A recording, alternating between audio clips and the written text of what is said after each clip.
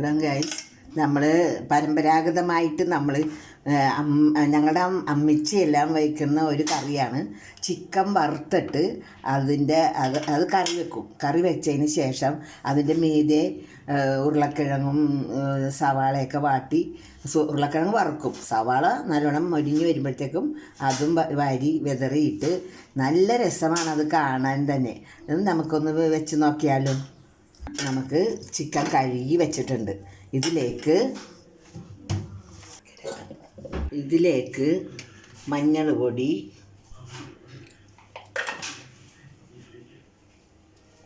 കുരുമുളക് പൊടി, എരിവനുസരിച്ച് ഇട്ടാൽ മതി കേട്ടോ. മസാലപ്പൊടി,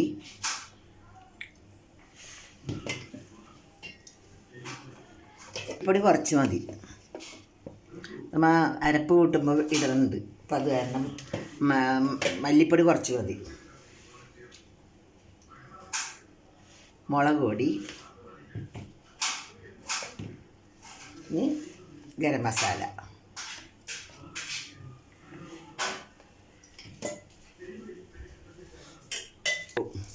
ഇട്ട് നല്ലോണം കുഴച്ച്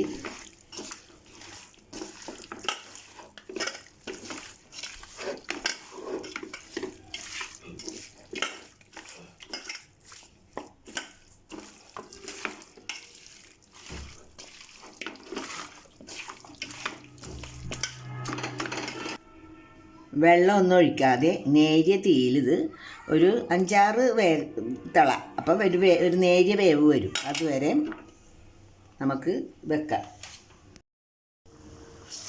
ചിക്കൻ കണ്ട ഇത്രയും വെന്താൽ മതി. ഇനി നമുക്ക് വറക്കാനുള്ളതാണല്ല. വെള്ളം കിടന്നോട്ടെ, അതിൻ്റെ സൂപ്പാണ്. ആ സൂപ്പ് നമുക്ക് ആവശ്യം വരും. ലാസ്റ്റ് നമുക്ക് ഒഴിച്ച് കൊടുക്കണം ഗ്രേവിക്ക് വേണ്ടി. ചിക്കനെല്ലാം 4 കഷ്ണം വീതം വറുക്കാനിട്ടേക്കുന്നത്. ഇനി ഇതുപോലെ എല്ലാം വറുത്ത് കോരി എടുക്കണം. ഇപ്പോൾ ചിക്കൻ ഷാലോ ഫ്രൈ ചെയ്തെടുത്ത് ഇനി നമ്മൾ അരപ്പ് കൂട്ടാൻ പോണേന്ന്.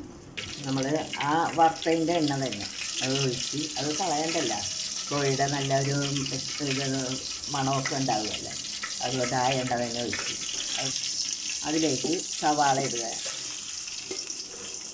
ഗ്രേവി നമുക്ക് ആവശ്യമാണല്ലോ.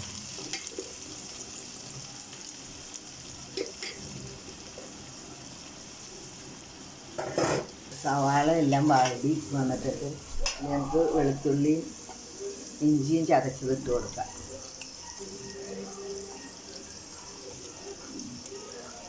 ഇനി ഇതിലേക്ക് മസാലപ്പൊടി, മുളക് പൊടി, മല്ലിപ്പൊടി, മഞ്ഞൾ പൊടി എല്ലാം കൂടി ഇടണേ.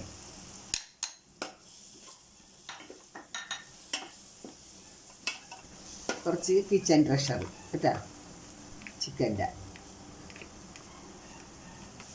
തക്കാളി അടിച്ചത്. ഇനി നമ്മൾ നേരത്തെ മാറ്റി വെച്ച ചിക്കൻ സ്റ്റോക്ക് ഒഴിക്കുകയാണ്.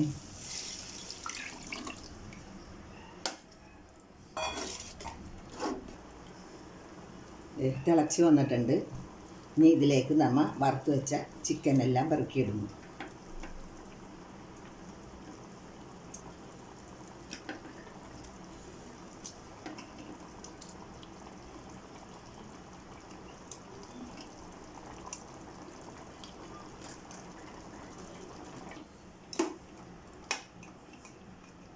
ഇപ്പം നമ്മുടെ ഏകദേശം ചിക്കൻ കറി റെഡി ആയിട്ടുണ്ട്.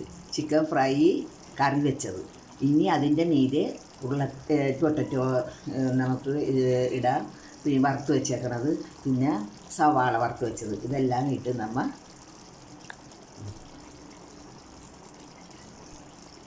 അടുത്തത് ഗാർണിഷ് ചെയ്യാൻ പോണേന്ന്. നമ്മുടെ ചിക്കൻ കറി റെഡി.